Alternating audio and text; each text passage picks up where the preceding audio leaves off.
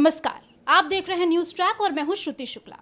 आज हमारे साथ बातचीत करने के लिए डॉक्टर पूनम तिवारी जी मौजूद है और हम लोहिया अस्पताल में मौजूद हैं। पूनम तिवारी जी डाइटिशियन हैं, क्योंकि सबसे ज़्यादा इस वक्त जो मौसम है वो काफ़ी ज़्यादा बदल रहा है। लोग काफ़ी ज़्यादा असमंजस में रहते हैं कि वो क्या खाएं और क्या ना खाएं। तो पहले तो पूनम जी बहुत बहुत स्वागत है आपका न्यूज़ ट्रैक का। पूनम जी ये बताइए कि जो मौसम बदल रहा है, लगभग तापमान 40 डिग्री के पार पहुंच रहा है। पिछले बार की स्थिति आपने देखी थी कि किस तरह से थी, इस बार भी आप देख ही रही हैं।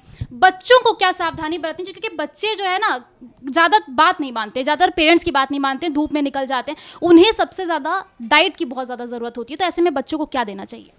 देखिए, आपने बिल्कुल सही कहा। जिस तरह से मौसम में बदलाव हम देख रहे हैं, इतनी अचानक इतनी गर्मी बढ़ने से जो दिक्कतें, जो परेशानी उनको हो रही है, उसको ध्यान में रखते हुए माताओं को चाहिए कि इस मौसम में जो बच्चे स्कूल चले जाते हैं सुबह से और फिर वो अपने अपने वैन में आ रहे हैं, इन सब में तो जो वो पानी की मात्रा है, जब पानी सुबह दें तो कोशिश करके, जैसे इलेक्ट्रॉल है आजकल, तो बच्चों के लिए काफ़ी फ्लेवर्स में आ गया है, लेमन फ्लेवर, ऑरेंज फ्लेवर, तो ना नॉर्मल पानी दे के भले ही नींबू पानी भी दे दें, कुछ ऐसा उनके साथ ड्रिंक रखें जो उनके इलेक्ट्रोलाइट बैलेंस को बना के रखें और वो पानी पीते रहें।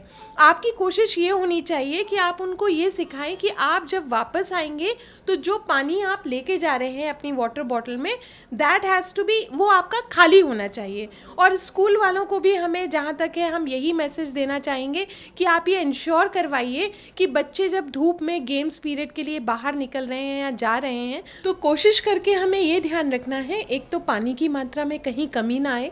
उस पानी को पूरा करने के लिए आप तरल पदार्थ हो गए, जो मौसम में मिलने वाले फल हैं, सब्जियां जैसे तरबूज, खरबूज, खीरा, ककड़ी, इन सबको बच्चों को किसी ना किसी रूप में खिलाने की आदत हमारी ज़रूर होनी चाहिए। कोशिश करके हमारी, और जितना हल्का भोजन हो, वैसे भी हम तो जंक फूड कभी प्रमोट नहीं करते, बट जो नॉर्मल फूड भी है जैसे पूड़ी पराठा, जनरली हम विंटर्स में कहते हैं कि हाँ भाई बहुत तरह के वेजिटेबल्स आ रहे हैं, तो वो देने का तरीका एक पूड़ी पराठा हो जाते हैं। पर कोशिश करके आप ये देखिए कि इस मौसम में तला भुना ज़्यादा ना हो, और जो चीज़ें जो फ़ायदा करती हैं लिक्विड फॉर्म में या हल्की चीज़ें जैसे रायता है, दही है, मट्ठा है, पना है, ये बच्चे किसी ना किसी रूप में लें। अगर आम का रस है या आप उसको थोड़ा मीठा कर सकते हैं तो उसको रोटी के साथ दे दिया। ये जो चीज़ें उपलब्ध हैं, इन्हीं में हमें अच्छे अच्छे उनके लिए व्यंजन सोच के उनको देना चाहिए और उन्हें प्रेरित करना चाहिए कि वो ज़्यादा से ज़्यादा मौसमी फल और सब्जियों की तरफ जाएं। मैम ये तो बात हो गई बच्चों की, अब बड़ों की बात कर लीजिए, क्योंकि जो लोग फील्ड में काम करते हैं उनके लिए काफ़ी ज़्यादा ये चैलेंजिंग हो जाता है कि वो क्या खाएं। हाँ, आपने बिल्कुल सही बात कही। ये ऐसा पवित्र माह कहना चाहिए कि हम रोज़े भी देख रहे हैं और हम साथ में नवरात्र भी देख रहे हैं। तो इस भयावह गर्मी में जिस तरह से जो लोग फील्ड वर्क करते हैं, उनके लिए वाकई ये बहुत बड़ी समस्या, एक चैलेंज है कि बिना पानी के, बिना कुछ खाए पिए हम अपने आप को कैसे हीट स्ट्रोक से बचाएं। बेसिकली हमें हीट स्ट्रोक से बचाना है अपने आप को, तो ये वाकई बहुत बड़ी समस्या और एक चैलेंज है। तो इसके लिए हमारी कोशिश ये रहनी चाहिए कि जब भी हम घर से बाहर निकलें, जैसे हमारे पारंपरिक तरीके में भी हमारे दादी बाबा सभी कहते थे कि आप लोग पानी पी के चलिए और अपने साथ रखिए, तो उस पानी के रूप में वही हम इलेक्ट्रॉल, ORS, या बाहर भी अगर हैं, हम अपने को कहीं कोई भी डेयरी, कहीं पे भी आपको बूथ दिखता है, आप मट्ठे का सेवन करिए, दही खा लीजिए, बेल के शरबत मिलता है, आम का पन्ना है, नींबू शिकंजी है। कोशिश करके लिक्विड्स की तरफ ज़्यादा से ज़्यादा जाइए। आप भले ही खस्ता कचौड़ी ये भूल जाइए, क्योंकि ये चीज़ें ऐसी हैं कि इनके डाइजेशन में भी आप महसूस करेंगे कि जब आप ये खाते हैं तो प्यास बहुत लगती है, क्योंकि पचाने के लिए हमें पानी की आवश्यकता होती है। और बाहर अगर हम इतना पानी या रोज़े में इतना नहीं ले पा रहे हैं तो हमको कोशिश करके तरल पदार्थ का सेवन सबसे ज़्यादा करना चाहिए।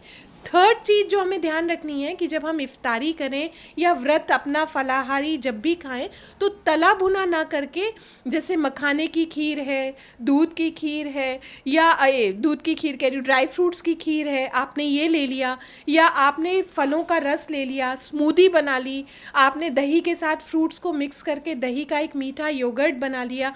इस तरह की चीज़ों को आप अपनी इफ्तारी में भी लाइए और व्रत के फलाहारी भोजन में भी करिए, क्योंकि ये आपको इलेक्ट्रोलाइट्स के साथ साथ एसिडिटी की प्रॉब्लम से बढ़ाएगा। इतनी देर देर तक खाली पेट रहना आदमी को गैस होने लगती है, गैस्ट्राइटिस की प्रॉब्लम आती है, एसिडिटी होती है। उससे बचने के लिए जब भी आप अपना इफ्तारी करें या आप अपना व्रत तोड़ें तो कोशिश करके जितना अल्कलाइन फूड, दही से बना हुआ या फ्रूट्स हैं, वेजिटेबल्स हैं, लौकी है, तरोई है, इनसे जो आप कर सकते हैं उनका सेवन अधिक करिए, बजाय साबूदाने के पकौड़ी या नॉर्मल पकौड़ी या इस तरह की पकौड़ियों से बचिए और कोशिश करके हेल्दी चीज़ों का सेवन ज़्यादा से ज़्यादा करिए। मैम, डायबिटिक पेशेंट्स इस समय बढ़ते ही जा रहे हैं, चाहे वो बच्चे हों चाहे वो बड़े हों। आजकल छोटे छोटे बच्चों को भी डायबिटीज़ की प्रॉब्लम है। तो अब नवरात्रि और रोज़े का आपने जिक्र कर दिया, तो मैं सवाल करना चाहूँगी कि ऐसे पेशेंट्स भी व्रत रहने की ज़्यादा जिद करते हैं, तो उन्हें क्या करना चाहिए? व्रत रहना चाहिए या नहीं रहना चाहिए? और अगर रहते भी हैं तो उन्हें क्या डाइट फॉलो करनी चाहिए? चाहे कोई भी धर्म हो, हमारे हर धर्म कहते हैं कि परिस्थितियों से बढ़कर कुछ नहीं है, उसके अनुकूल चलना चाहिए। अगर आप मुझसे पहली सलाह पूछें तो मैं हमेशा ये कहूँगी कि डायबिटिक मरीज़ को किसी भी तरह के व्रत या उपवास में नहीं जाना चाहिए, क्योंकि पहला प्रिंसिपल ही ये है कि वो हर 2-2 घंटे में खाएं। तो व्रत तो उनके लिए वैसे ही ना हो जाता है, किंतु कई लोगों की धार्मिक आस्था होती है जिसको हम सम्मान भी करते हैं, जिसका मान रखते हैं। तो अगर वो ऐसे लोग कोई रोज़ा या व्रत रखना चाहते हैं तो जब वो रोज़े की शुरुआत करें उस समय कोशिश करके प्रोटीन रिच खाना, उसे क्या कहेंगे, जैसे पनीर के टुकड़े हो गए, 60-70 ग्राम, जैसे आपने सहरी में पनीर ले लिया, दही ले लिया या दूध ले लिया, इसका सेवन आपने पनीर या भिगोए हुए चने ले लिए या सत्तू घोल के ले लिया, ये आप तब करिए। और जब आप अपना इफ्तारी कर रहे हैं उस समय भी कोशिश करके प्रोटीन रिच पहले लीजिए, फिर आप जैसे अनाज है या आपको लगता है कुछ मीठा थोड़ा सा खाना चाहते हैं या हल्का सा गुड़ लेना चाहते हैं, उसको बाद में रखिए। तो ये तो सेकंड ऑप्शन है जो कि मैं कभी पहले ऑप्शन पे नहीं रखूँगी, बट हाँ अगर आप बहुत करना चाहते हैं तो इस तरह से कर सकते हैं। और जो नवरात्र रख रहे हैं वो तो हर 2-2 घंटे में कोशिश करें कि भुने हुए मखाने हो गए या आपने एक कटोरी दही ले लिया, लौकी का रायता ले लिया या कुछ तरह की आपने लौकी की खीर बनवा ली या पके हुए सीताफल या कद्दू जिसे कहते हैं उसकी खीर ले ली। इस तरह की कोई ना कोई चीज़ आप थोड़ी थोड़ी देर में लेते रहें ताकि आप खाली पेट ना रहें। मैम, जो लेडीज़ प्रेग्नेंट होती हैं, प्रेगनेंसी टाइम पे उन्हें क्या ख्याल रखना चाहिए? क्योंकि नवरात्र चल रहा है, रोज़े भी चल रहे हैं, तमाम लोग रह ही रहे होंगे फास्ट, तो क्या उन्हें रखना चाहिए या नहीं रखना चाहिए? देखिए, रोज़े तो मैं इसलिए मना करूँगी कि आपको ट्राइमेस्टर का ध्यान रखना होता है। प्रेगनेंसी पूरी 3 ट्राइमेस्टर्स में डिवाइडेड होती है।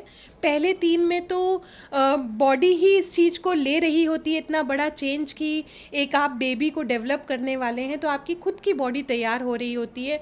कई तरह की खाने का ना जी करना, उल्टियाँ होना, मितली आना, ये सब कॉमन बातें होती हैं। तो पहले 3 मंथ में अगर आप व्रत रख रहे हो तो कोशिश करके आपको फिर वही बात मैं कहूँगी, प्रोटीन रिच डाइट की तरफ ज़्यादा ध्यान दीजिएगा, क्योंकि एक बेबी को ग्रो करना है, पूरा बेबी बनना है, तो आप समझ सकते हैं कि प्रोटीन की कितनी अधिक ज़रूरत होगी।